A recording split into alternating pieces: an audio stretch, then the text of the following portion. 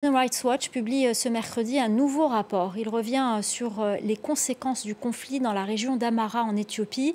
Le conflit entre les forces fédérales et la milice locale a éclaté il y a plus d'un an après la décision du gouvernement d'intégrer les forces régionales à l'armée nationale. La correspondance à Addis Abeba de Clotilde Hazard. Le document fait état de nombreuses attaques sur les infrastructures de santé par les forces fédérales, mais aussi par la milice locale, les Fano, dans au moins 13 villes de la région Amhara où les combats font rage depuis plus d'un an. Le rapport liste et documente les témoignages de 58 victimes et témoins d'abus interrogés à distance par l'organisation.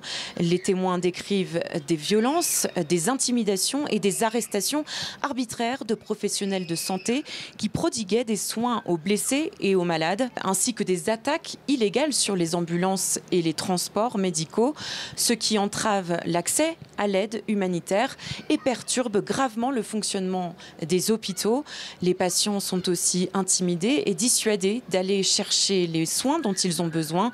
Human Rights Watch dénombre 9 travailleurs humanitaires tués depuis le début des combats et selon les autorités régionales Amhara, 967 établissements de santé ont été pillés et 127 ambulances saisies.